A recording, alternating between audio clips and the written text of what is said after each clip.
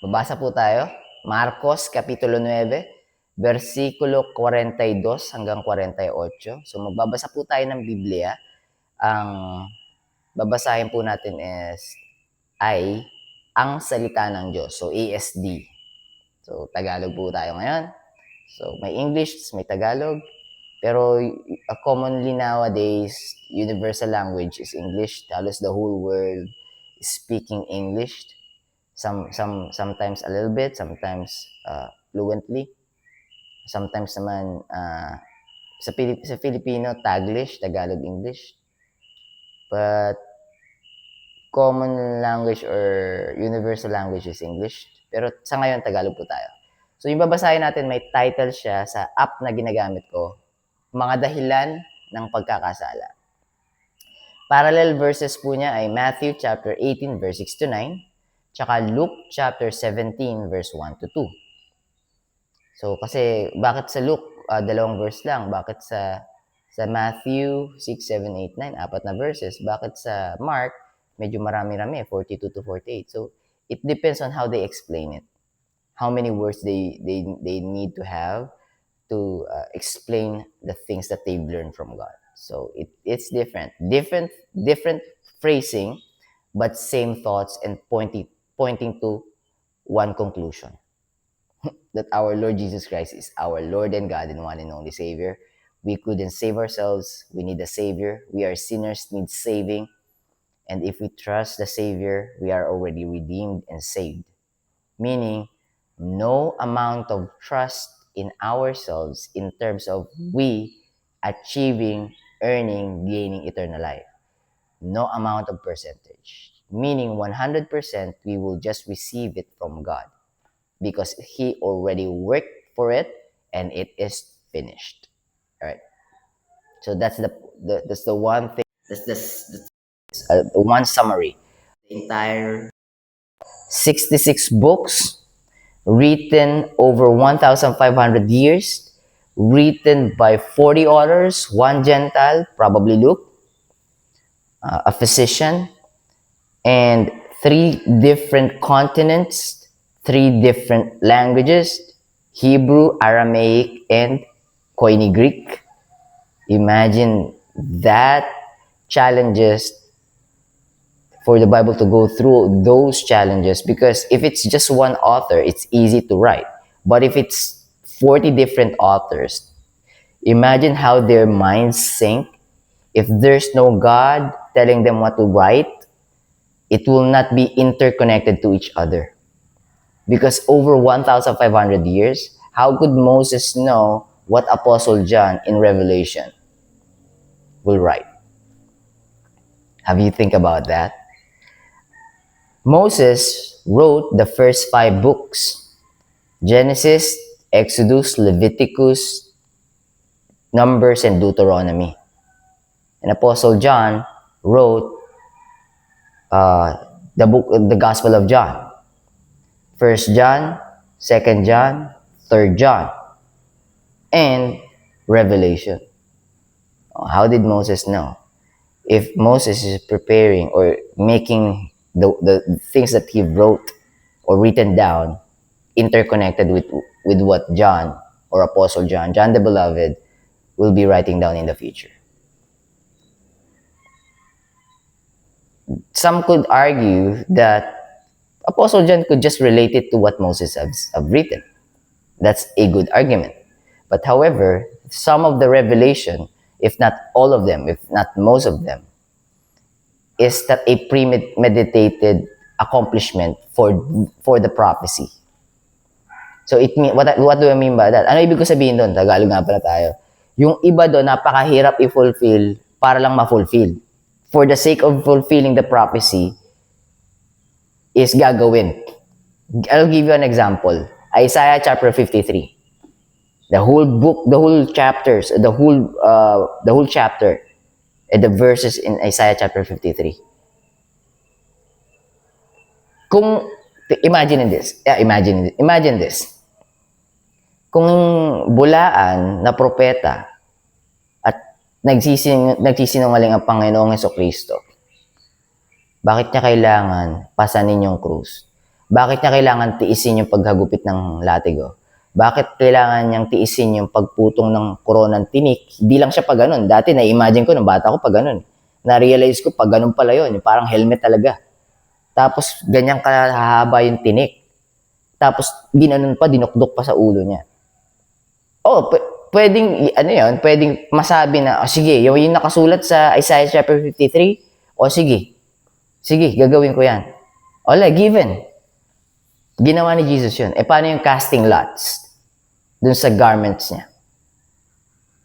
So, ibig sabihin, si Jesus Christ, nakipagsabwatan dun sa centurion. O, bali, ganito yung nakasulat. Nga pala, Greek, Romans. Ganito yung nakasulat sa na ganito yung nakasulat dito sa Isaiah chapter 53. So, hagupitin niyo ako, tapos magkakalasog-lasog yung balat ko, halos lumuwa na yung bituka ko sa sikmura. Ganyan yung mangyayari, ha? Tapos, pagdating doon sa cross, pag naipako na ako, habang pinapako niyo ako, pagpupustahan niyo yung ko, yung garments ko, yung damit ko, ha? Yung robe. Pagpupustahan niyo yan. Para lang ma-fulfill yung prophecy. Hindi kontrolado ni Jesus yun, eh. Ipapako nga siya nun, eh. Ipapako nga siya ng mga tao na yun. Hindi dahil gusto nila, actually, yung mga nautusan, bihasa sa pagpaparusa. Pero si Pontius Pilate, ayaw nga siya ipapako, eh. Kasi ang reason ni Pontius Pilate is selfish reason. Kasi ayaw niya mag-create ng commotion. Kasi isang maling galaw na lang niya, nagkaroon ng chaos doon sa Jerusalem. Yari siya doon sa emperor, kay Caesar. Kumbaga namumuro na, bibinggo na siya. Ngayon, tinatry niyang i-balance, i-weigh out na paano ko ba masasatisfy itong mga Jews, tapos paano ko ba masasatisfy yung follower ni Jesus. Kaya lang nag-end up siya na na-overpower ng mga Hudyo na gustong ipapako si Kristo. Kaya, kumbaga, no choice siya. Pero gusto niya sanang mangyari, peaceful, hanggang sa matapos yung Passover. Kaya hindi nangyari yon. So, wala sa control ni Pontius Pilate na naman. Tapos yung pagpupustahan nga, wala rin sa kamay ni Jesus naman yon. Jesus God, alam niya mangyari yon, pero hindi niya manipulate yung situation na yon. Alam niya lang mangyari yon, so hinayaan niya lang mangyari kasi kailangan mangyari. So, kita niyo, hindi ko pa binabasa. Dami ko nang pinapaliwanag. What I'm trying to say is, kasi ba't nga ba tayo pumunta rito? Hindi, yung Luke kasi na part, Luke chapter 17 verse 1 to 2 verses lang. Tapos yung ibang mga verses mahaba. Depende yun sa kung paano nila naisulat. At yun nga, interconnected yung pagkakasulat nila. Different phrasing, pero pointing to one conclusion. So, kaya ako siguro na-share to. Dahil yung pointing to one conclusion, yung I am being amazed or I am amazed na ganun kagrabe yung pagkakasulat ng Biblia. Tapos, pagka sinabi ng mga tao na ginagamit ni Satan para ilayo kayo sa salita ng Diyos, gawa ng tao yan. Yung libro mong binabasa ng elementary, high school at college, gawa din ng tao. Pero tiwala-tiwala ka. Or, kung hindi ikaw yun, yung tiwala-tiwala yung nagsasabing na gawa ng tao to. Yung libro sa elementary, sa high school, sa college, para sa tao. Pinaniniwalaan ng tao na gawa ng tao. Pero yung libro, yung Biblia, against sa tao. Anong benefit na nagsulat nito kung against sa tao? Imagine mo, sasabihin sa Jeremiah chapter 17 verse 9, the heart is deceitful above all things and desperately wicked, who can know it? Ano ibig sabihin nun? Yung puso mo, pinakamapanlinlang sa lahat ng mapanlinlang na bagay sa buong mundo. Yung pinakamapanlinlang sa buong mundo, na tingin mo, mali ka doon sa pagkakatingin mo. Yung puso mo yun. Imagine mo, sabihin sa'yo, puso mo, deceitful. At wicked, napakasama. Napakasama ng puso mo. Sinong tao na magbebenta ng libro na sasabihin sa tao na wala kang kwenta? Kung yun yung message ng libro, wala kang kwenta. Sa impyerno ka mapupunta. Para ba sa tao yan? So, gawa ba ng tao yun? So, yun lang yung mindset na yun, itatago ni Satan yun. Or yung understanding na itatago ni Satan yun. The Bible is against man. And the Bible is saying, a man or any man cannot save themselves. And every man will go to hell. And I need to save them. That's the Bible. Our Lord Jesus Christ needs to come down here on earth, and He came down. Boy, He came down to save us all because we couldn't save ourselves. How could a book points to a God if the author of the book is selfish? The author of the book will point the book towards themselves. Tignan niyo yung logic nun. Because human being is naturally selfish. But the Bible is pointing to a creator that loves us so much and wants to save us. The challenge is, my challenge before is, my eyes have scaled so thick I couldn't see. I wasn't able to see. I'm being guided by a blind man. A blind man leading the blinds to the pit of hell. The blind man, a blind leader, leading blind people towards hell.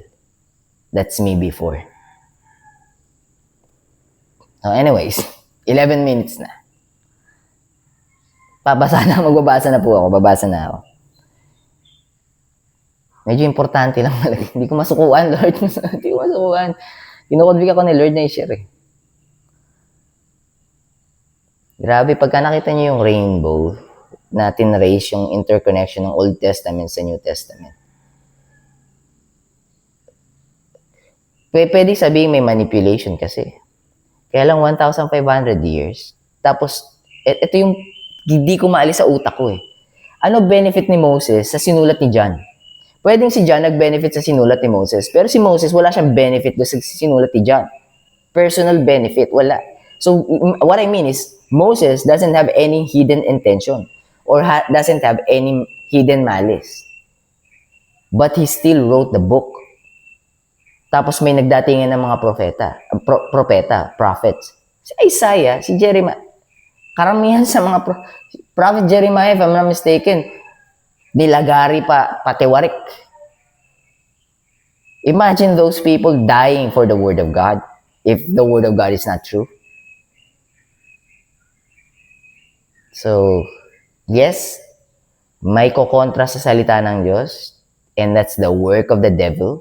That's the work of Satan. And people will be manipulated by Satan and will be deceived by Satan. Dahil nga madali kay Satan i-deceive to eh. Dahil deceitful na nga ito eh. Kailangan lang i-prickle na Satan yan. Kailangan niyang i-trigger ni Satan yung heart na yan, na deceitful na yan. And you will not be able to see what's the truth. Satan is happy if you are unable to figure out the truth. Or if you're unable to hear the word of God. Satan is clapping. Masayang-masaya si Satanas. Pero you don't have to worry because God will not give up on you. God didn't give up on us. He will not give up on us. God is continuously waiting for the lost sheep to return. Satan will try to distract the lost sheep as long as he could. But Satan doesn't have any dominion over God because the light overcome the darkness. And the darkness cannot comprehend the light, cannot overpower the light, cannot understand why the light is much stronger than him, darkness. Sooner or later, people who have scale in their eyes will lose that scale. It's just a matter of time. And the Lord will be coming back. I'm praying and hoping that your full trust in our Lord Jesus Christ as your Lord and God and one and only Savior is 100%. Because when He comes, and if it's not 100%, meaning there's a part of you still relying on yourself. I'm gonna use myself as a guinea pig. If that's the case, if I'm 99% sure that I'm going to heaven and there's a 0.1 that I need to fill in, it means I'm still relying on myself to fill the gap of that 1%. It means I don't trust God. If I'm going to be honest, if you're going to be honest to yourself, that's what it means. It means you are not fully trusting God, and in His finished work, when He died on that cross, Colossians chapter 2 verse 13, for we being dead in our sins and in the uncircumcision of our flesh, hath Jesus Christ quickened together with Him, made alive together with Him when He rose again after 3 days. when He died on that cross. Having forgiven you, the one who's watching right now, all trespasses without even you doing obedience. Having forgiven you all trespasses, your sins will I remember no more. And their sins and iniquities will I remember no more. As our Lord Jesus Christ said. Hebrews chapter 10 verse 17. And the remission of these, and the remission of sin is there's no more offering for sin. Because for by one offering he hath perfected forever them that are sanctified. My sheep hear my voice, and I know them, and they follow me. And I give unto them eternal life, and they shall never perish. And no man, even Satan, even you to yourself, can pluck you out, can snatch you, can take you away from God, can pluck them off out of my hand, can pluck them out of my hand. The Father drew them unto me, and no man can pluck them out of the Father's hand. I and the Father are one. Our Lord Jesus Christ is the one who's speaking.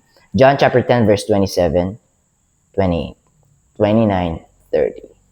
I haven't started reading it.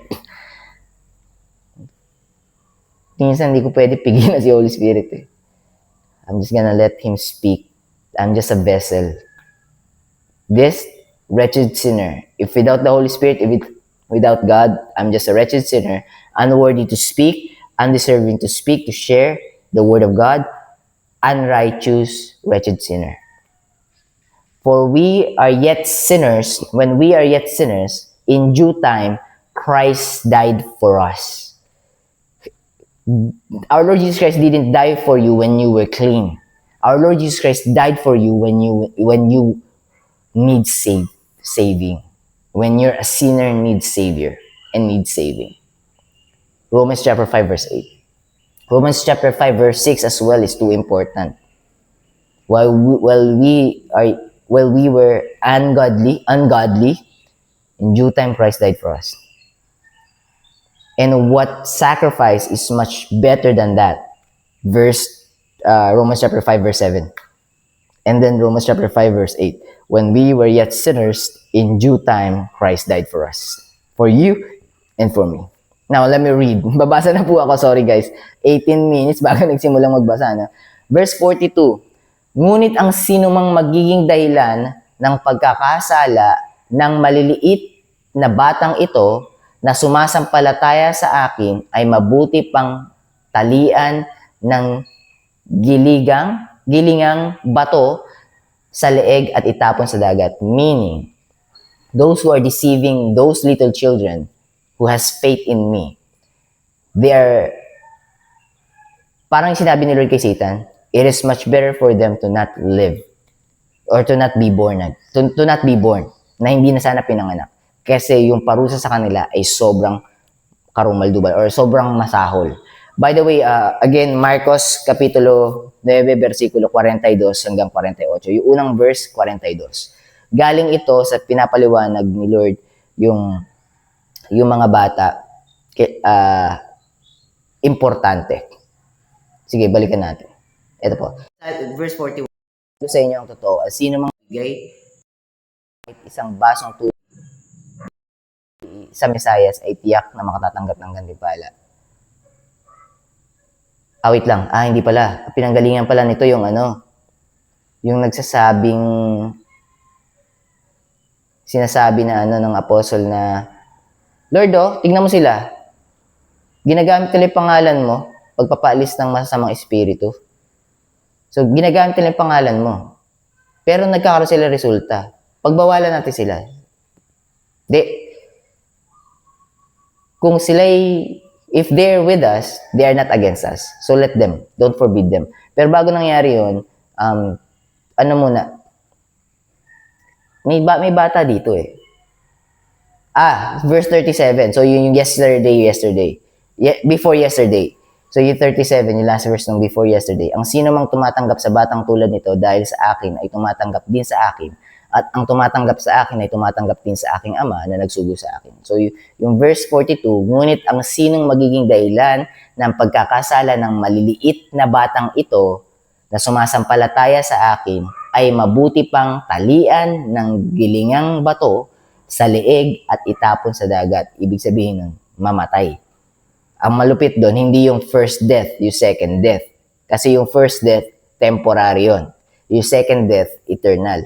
Ang ibig sabihin ng second death, not you.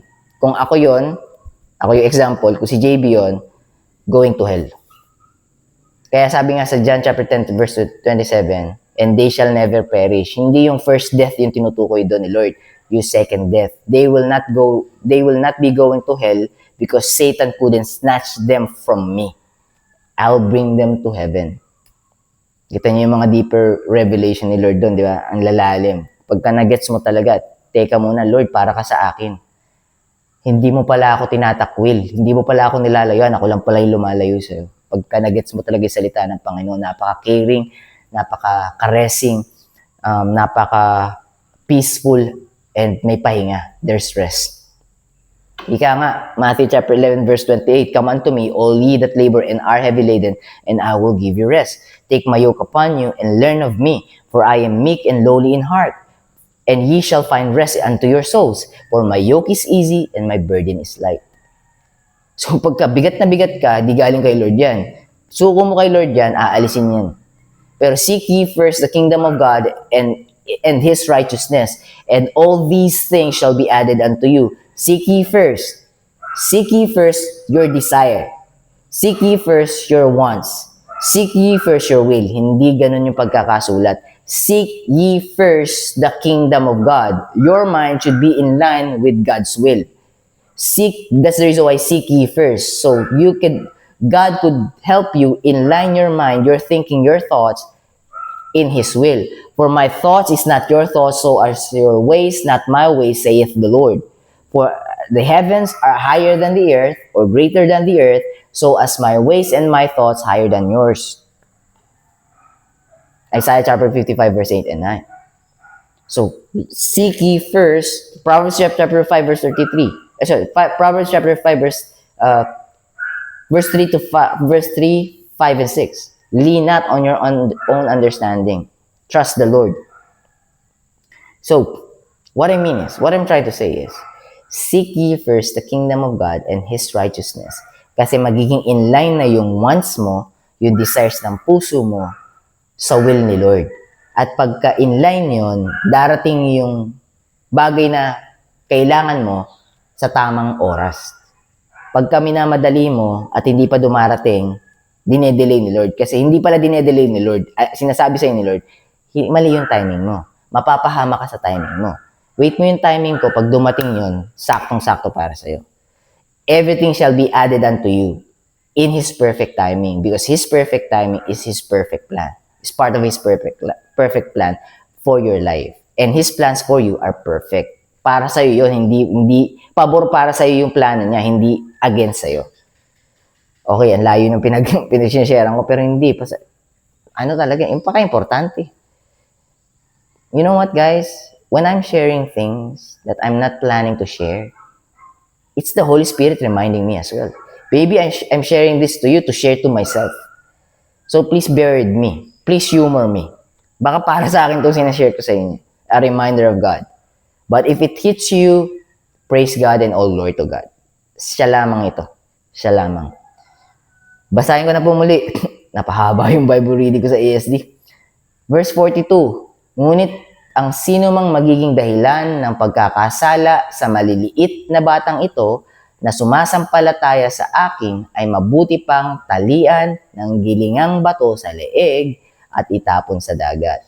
43. Kung ang kamay mo ang dahilan ng iyong pagkakasala, putulin mo. Maganda po itong verse na ito. Actually, pinaliwanag ko na dati ito sa KJV. Napaliwanag ko na ito dati sa KJV. Kasi sa KJV, na everyday Bible reading natin, nasa 1 Corinthians na po tayo. So, napaliwanag ko na to before. Kung ang kamay mo ay dahilan ng iyong pagkakasala, putulin mo. Mas mabuti pang isa lang ang kamay mo pero makakamtam mo ang buhay na walang hanggan. Kaysa sa dalawa ang kamay mo pero sa impyerno ka naman mapupunta. Kung saan ang apoy ay hindi namamatay. Eternal ang punishment. Eternal ang suffering. 44. Kung saan ang mga uod na kumakain sa kanila ay hindi namamatay at ang apoy ay hindi napapawi. Kung ang isa mong paa ang dahilan ng iyong pagkakasala, putulin mo ito. Mas mabuti pang isa lang ang iyong paa, ngunit isa lang ang paa mo, ngunit mayroon kang buhay na walang hanggan. Kaysa sa dalawa nga ang iyong paa, ngunit itatapon ka naman sa impyerno. 46. Kung saan ang mga uod na kumakain sa kanila ay hindi namamatay at ang apoy ay hindi napapawi. Sa panahon sa Hebrew tsaka sa panahon ng mga Hudyo back then, ng mga Jews back then, pag inuulit, ine-emphasize. Binibigyan diin. 47. At kung ang isa mong mata ang dahilan ng iyong pagkakasala, dukutin mo ito, mas mabuti pang iisa lang ang iyong mata, ngunit mapapabilang ka sa karya ng Diyos. Kaysa dalawa nga ang iyong mata, ngunit tapon ka naman sa impyerno. Verse 48. Isahin ko na lang po yung summary. Kung saan ang mga uod na kumakain sa kanila ay hindi namamatay at ang apoy ay hindi napapawi. Simple lang po. We need to die into ourselves. Our flesh is lustful. The heart is deceitful above all things and desperately wicked. Who can know it? We need to die to ourselves. Hindi literal na sinabi, yung kamay mong kanan, nagkasala, putulin mo. It means to die to yourself. To die to your desire. That's the reason why seek ye first the kingdom of God. Kasi para maging inline, yung desire ng puso mo, mapalitan, yung heart of stone, selfish heart, to be replaced by the heart of God, which is unconditionally loving people. Not yourself. So, ibig sabihin, kung ang reason ng pagkakasala mo yung kamay mo, die to your desire. Die to your desire. Kasi, pagka namatay ka sa naging heavenly yung mindset mo, namatay yung worldly mindset mo, mas pabor sa yun. Kasi yung worldly body mo is temporal. Hindi siya eternal. So, if you're going to be a slave of your temporal body, you're losing your eternal life with God.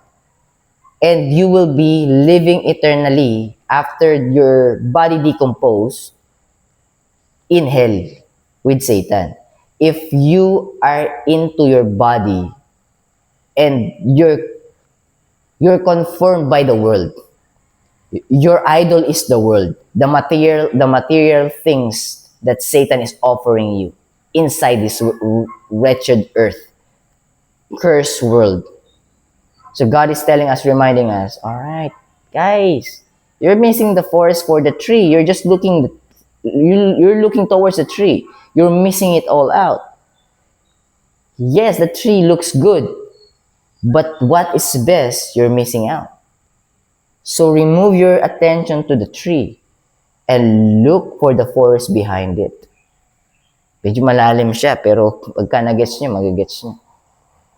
Ang ibig ko sabihin po doon, at ang ibig sabihin ng mga verses na sinabi natin, the life here on earth is not the end-all be-all. Don't be conformed. Be not conformed to this world, but be ye transformed by the renewing of your mind. We need to start thinking about heavenly things. Stop thinking about worldly things. I know it's hard. Napakahirap. Even kahit sa akin, sobrang hirap niya. Nagki-creep in yung world. Nagki-creep in yung worries. Sinabi na nga ni Lord, don't worry about tomorrow because the worry of today is enough. The evil of today is enough to worry about. So don't add the worries tomorrow today. Pero sometimes, nag-worry pa ako about tomorrow. Pero God is actually teaching us to be reliant and dependent on Him. So yun yung, for me, the reason why we need to die to ourselves, as the verses is telling us to do so, cut it off, cut our fleshly desires, and it is hard, and it is evidently hard for us, meaning visible, kitang-kita ng mga mata natin at pakaramdam natin, napakahirap, Lord. That's the time that God is reminding us, I know it's hard. That's the reason why you need me every day. You need to depend on me every day. You need to rely on me every day. And I would be more than happy to see you running towards me so I could help you out. Alright, 30 minutes na guys. I do apologize, napahaba. I apologize kasi napahaba, but I'm not apologizing because the word has been shared. I'm not ashamed of the word of God. Na humingi lang ako ng apology kasi napahaba. Pero plan to ni Lord, will to ni Lord. Kung hindi niya will to, pipigilan niya ako kanina. And wala talaga akong plano. Plano ko lang talaga basahin. I don't know where the verses are coming from. Actually, I have an idea. It's coming from the Holy Spirit. If it's going to make you closer, to get you closer to God, it's coming from the Holy Spirit. Now, not everything that I'm saying is actually meat. If there's bones, I am being honest and fair. Kung walang sense yung mga sinasabi ko, just let it enter your right ear and then let it come out to your left ear. Pero pagka meat, meaning my sense, ponder on it. Just don't chew it right. You can chew it, but don't swallow it right away. Make sure that it is really edible, meaning talagang para sa'yo, na pinapadala ng Panginoon na kailangan mong madinig. So, chew, chew, chew. Pagtingin mo, I need to swallow this, meaning God is telling me that I need this word of Him and it will help me out to walk with Him, with God. Swallow it. But if you chew, chew, chew, then, Lord, I think parang hindi ito yung word na pinapaan mo sa akin at baka may ibang nagda-drive kay JB, spit it out. Now, that's me being fair. Meaning, hindi lahat ng sasabihin ko possible mag-make sense, di lahat ng sinasabi ko is possible galing kay Lord. Kasi si Satan, pwede pa niyang i-manipulate. Pwede pa niyang kontrolin yung sinasabi ko. And the gauge that you could use, explain na naman si JB, no? The gauge that you could use for you to get to know if it's coming from God or not, if it's coming from the enemy, and the enemy was able to manipulate me to share things that God wasn't intended to share using me, if it's not getting you closer to God, it's coming from Satan. Even if it's coming from the messenger. Just to make it clear. If it's not getting you closer to God, if it's not getting you drawn towards God, don't keep the words. Not the words inside the Bible, the interpretation or the sharing of thoughts. But if it's making sense and it's getting you closer to God, it's coming from God. That's how I gauge it. Hindi ako basta-basta nakikinig sa mga nag-share at nagbibigay ng interpretation nila about verses. Inilalapit ko yun sa Panginoon, Lord, what are you telling me using this messenger? Lord, parang hindi nagtutugma sa salita mo yung sinasabi ni messenger. Lord, what are you revealing unto me? I'm not hating the messenger. I'm just analyzing if it's coming from God or not. So, masyado nang mahaba, pinaabot ng 35 minutes, no? So, what I'm trying to say is, to sum it up, be skeptical, investigate, be wary, be cautious. Because the messenger, Satan is not giving up on the messenger. But the good thing about the messenger who are truthfully, sincerely, genuinely believing in God, they have the Holy Spirit. But not all of the time, they are listening to the Holy Spirit because war. There's a spiritual warfare. The flesh is going against the spirit, and Satan is using the flesh to go against the spirit. Napakalalim nito, guys. Napakalalim nito. Anyways, ayaw na paabutin na 35 minutes. Tingin ko naman may mga gems naman na pinagkaloob sa atin si Lord sa paggamit dito sa wretched vessel na ito. And I'm gonna see you tomorrow, guys. Babasat po tayo ulit. Wala nang hintuan to. Hanggang sa uling hininga ko. Or maputulan ng internet connection. So God bless you. Keep safe. I'll be seeing you tomorrow. Bye for now.